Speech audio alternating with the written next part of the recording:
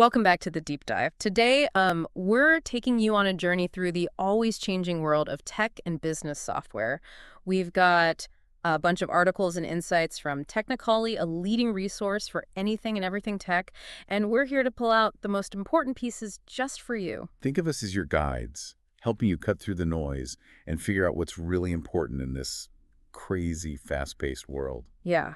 And we're not just like skimming the surface. We're really diving deep, exploring all the little details and what these technologies mean so you can stay ahead of everyone else. We'll cover everything from the potential problems of vendor lock-in to how agile methods are expanding beyond just IT, and even dive into the interesting world of payment gateways.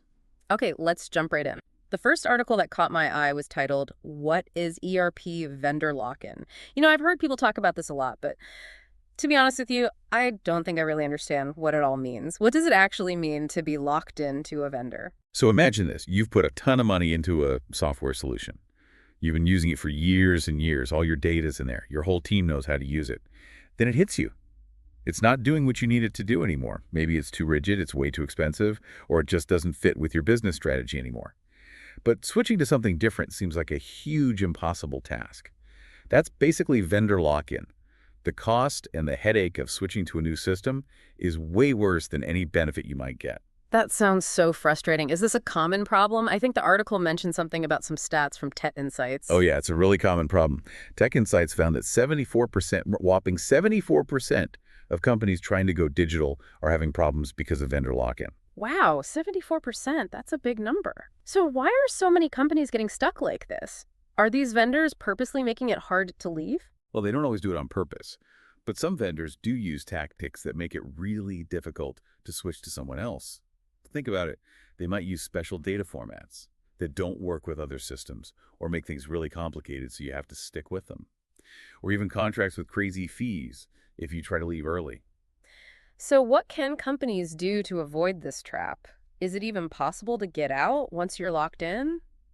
There are definitely things you can do to lower the risk. For example, you could focus on open source solutions. Those give you more control over your data, and you can easily connect them with other systems. You can also try to get exit clauses in your contract so you have a way out if you need it.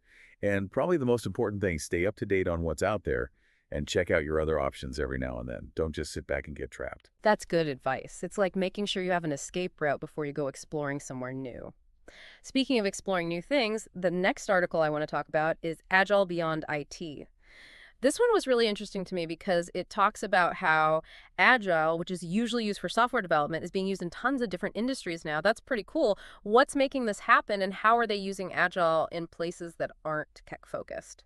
It's really amazing how the ideas behind Agile, like flexibility, teamwork, and constantly improving, are connecting with teams outside of IT. We're seeing Agile being used by marketing teams, HR teams, even finance departments. And what's driving this is that everyone needs to be able to adapt quickly in today's world where everything is always changing. So it's not just about being fast, it's about being able to switch gears when things change, when you get new information. Exactly. Think about a marketing team launching a new product. In the past, they might have made a super detailed plan and just stuck to it no matter what. But with Agile, they can break the campaign down into smaller chunks, test different messages and see what works, get feedback, and make changes as they go. This way they can really get the most out of their efforts and get better results. That makes sense. It's like a built-in system for getting feedback so you can always be improving. And I'm curious how this works in other departments, like HR or finance. Are they using Agile for certain projects, or are they making it part of their whole company culture? It's kind of both, actually. Some departments use Agile for specific projects, like putting in new software or redesigning how they do things. Others are using it to change their whole culture by encouraging people to work together, be more open, and always look for ways to improve. Wow, that's really interesting. It seems like Agile could be helpful for any team that's working on complicated projects or needs to adapt quickly when things change. As we're talking about adapting and being efficient, it makes me think about the whole payment process. It's a super important part of any business, especially if you're doing things online.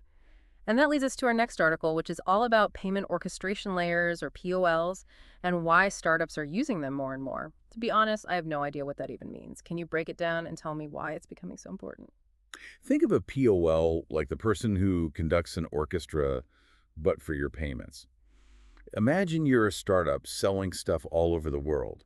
You probably need to accept payments in different currencies using different companies, and each one has its own fees and rules.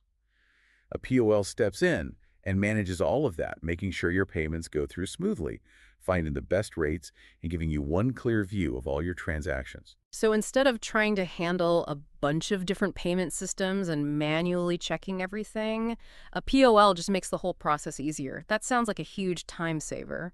But what about me as a customer? Will I even notice a difference if a company uses a POL? You might not notice it directly, but when the payment process is smoother behind the scenes, it makes for a better experience for you as a customer. Think about it. Fewer errors, faster checkouts, and maybe even lower prices because the business is saving money on processing fees. It's all about making things easy and hassle-free for the customer. That makes sense. A happy customer is a loyal customer, and a smooth payment process definitely helps with that. Okay, so we've talked about vendor lock-in agile, going beyond IT, and the rise of these POL things. Clearly, the world of business software is always changing, and it's important to stay in the loop.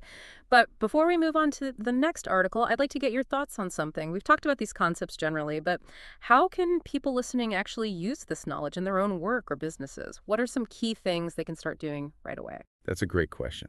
I think the most important thing is to be proactive and think strategically when it comes to technology. Don't just jump on the newest trends or settle for the first thing you find. Take some time to really understand what you need to lead. Do your research and choose tools that will help your business, not hold it back. And remember, technology is always changing, so stay curious, keep learning, and don't be afraid to try new things and see what works best for you. I love that. Be proactive, be strategic, and stay curious. That's great advice for anything, not just tech. All right, let's keep this going and explore another cool aspect of business software. This next article caught my attention because it's about something every business needs no matter how big or small: customer relationship management, or CRM. The article is about affordable CRM solutions for small businesses, which is perfect for entrepreneurs and startups that might not have a ton of money to spend. CRM is so important for any business to succeed. It's all about building good relationships with your customers, understanding what they want, and giving them amazing experiences. And luckily, there are some really great CRM solutions out there that are affordable, so small businesses can compete with the big guys without spending a fortune. That's great to hear. The article actually mentioned a specific CRM that you thought was pretty interesting. What stood out to you about it, and why do you think it's a good option for businesses just starting out? The one that really caught my eye was mention a specific CRM from the source material. What I liked was how easy it is to use. The features make sense, and it doesn't cost an arm and a leg. It has all the basic tools a small business needs to manage their customers, keep track of leads, and automate marketing stuff without the crazy price tag of those big, fancy solutions. It sounds like a great way for small businesses to level the playing field and get ahead of the competition. I'm curious to hear more about the specific features and how they can help businesses in different industries. For example, how does the CRM handle things like automating sales or customer support? That's a good question. One of the things that makes the CRM stand out is how good it is at automating sales tasks. It lets you automate stuff like capturing leads, sending follow-up emails, and scheduling appointments, which frees up your time so you can focus on building those relationships and closing deals. And when it comes to customer support, this CRM gives you one central place to manage all your interactions with customers, keep track of support tickets, and provide quick and efficient solutions. That sounds super valuable. Imagine all the time and energy you could save by automating those repetitive tasks and having all your customer information in one place. It's like having a virtual assistant who's dedicated to taking care of your customer relationships. But I'm also wondering how well the CRM works with other tools and platforms that businesses might already be using. That's a really important thing to think about. Luckily, this CRM connects seamlessly with a bunch of popular business tools like email marketing platforms, social media platforms, and even accounting software. This means you can streamline your work, avoid having information scattered all over the place, and get a complete picture of how your business is doing. That's impressive. It sounds like the CRM is a game changer for small businesses that want to be more efficient and build solid customer relationships. But before we move on to the next article, I'd like to get your take on something. We've talked about the good things about affordable CRM solutions, but are there any downsides that small businesses should know about? That's a great point. While these affordable CRMs offer a lot of value, it's important to remember that they might not have all the bells and whistles or be able to handle as much as the more expensive ones. For example, they might have limits on how many people can use them, how much storage you get, or how much you can customize them. So it's really important for businesses to think carefully about what they need and choose a solution that can grow with them. That's good advice. It's all about finding that balance between affordability and getting the features you need. You don't want to feel limited by your tools, but you also don't want to spend a ton of money on stuff you'll never use. Okay, let's switch gears a bit and talk about another big part of business software: project management. This next article caught my eye because it's about project management platforms that connect directly with payment gateways, which seems super important for businesses that handle client projects and payments. Oh, absolutely. For businesses that manage client projects, having a project management platform that works seamlessly with their payment gateway can make a huge difference. It streamlines the whole project process, from keeping track of time and expenses to sending invoices and getting paid all in one place. I can see how that would be really valuable. It would get rid of having to switch between different systems, reduce the chance of mistakes, and make it way easier to track if a project is making money. But what are some specific benefits that businesses might get from using an integrated platform like this? There are tons. For one, you can automate your invoices so your billing is always on time and accurate. You can also keep an eye on project budgets in real time, see if you're going over budget and make changes if you need to. And probably most importantly, you can improve your cash flow by getting paid faster and more efficiently. Those are some awesome benefits. It sounds like a win-win for businesses and their clients. But I'm wondering, are there any specific industries where this kind of integrated platform would be super helpful? Definitely. Industries that rely heavily on client projects like marketing agencies, consulting firms, and software development companies would really benefit from using an integrated platform. It would help them manage their projects better, improve communication with their clients, and streamline all their financial stuff. That makes a lot of sense. Okay, we've talked about the benefits of connecting project management and payment gateways. Now let's take a closer look at some of the top options out there. The article mentioned a few specific platforms that stood out. What are some of the key features and things that make them different that businesses should think about when comparing them? When you're choosing an integrated platform, it's super important to think about things like how easy it is to use, how much you can customize it, how well it connects with other tools, and of course the price. Some platforms might be really good at certain things, while others might have a wider range of features. It really depends on what you need and what's important to you. That's great advice. It's like choosing the right tool for the job. You want to make sure it fits how you work your budget and what you're trying to achieve in the long run.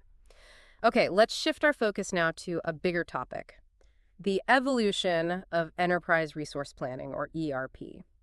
This next article grabbed my attention because it talks about how ERP has changed over time and what's next for it. I'm curious to hear your take on this. Can you walk us through the main points and explain why this is relevant for businesses today? ERP has come a long way since it first started out as mainly a system you installed on your own computers.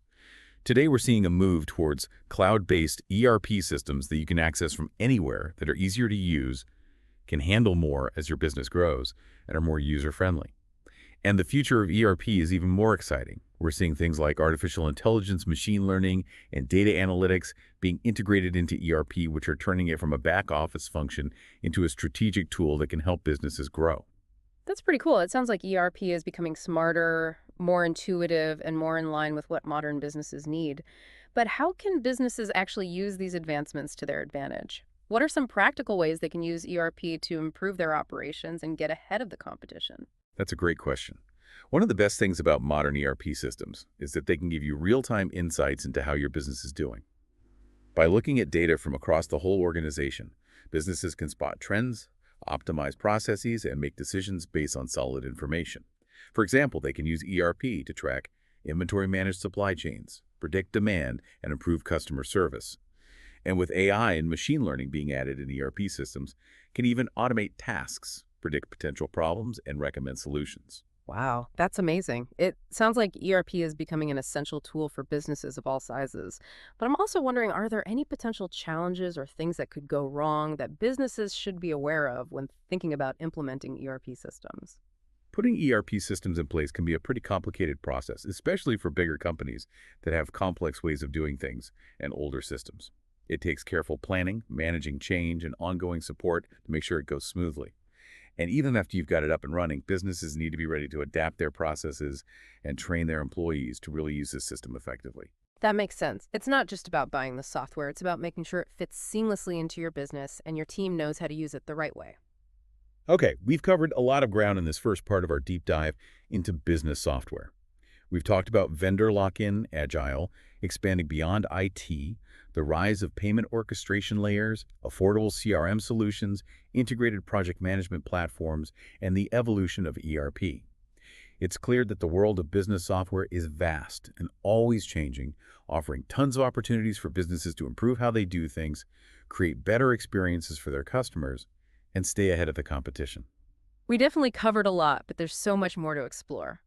In the next part of our deep dive, we'll dig into some even more interesting topics like strong customer authentication, the psychological effects of missing deadlines, and the benefits of integrating payment gateways right into business websites. So stay tuned. I'm excited to dive into those topics. But before we go, I want to remind everyone listening that we're here to give you knowledge, not overwhelm you with information. So if anything we've talked about today has piqued your interest, don't hesitate to learn more. We encourage you to check out Technicali for more detailed articles and insights. They have a ton of information on all things tech and business software. And as we wrap up this first part, remember that technology should work for you, not the other way around. Be proactive, be strategic, and don't be afraid to use the power of technology to change your business and your life. I love that. Technology is a tool, and like any tool, it works best when you use it thoughtfully and with a purpose. So as you keep exploring the world of business software, remember to ask questions, check out your options, and choose solutions that fit your specific needs and goals. And we'll be right here with you every step of the way, guiding you through all the complexities and helping you make sense of it all. Absolutely. We're excited to continue this journey with you in the next part of our deep dive. So stay tuned for more insightful discussions, practical tips, and inspiring stories from the world of tech and business software. Thanks for joining us today. We'll see you in the next part of the deep dive.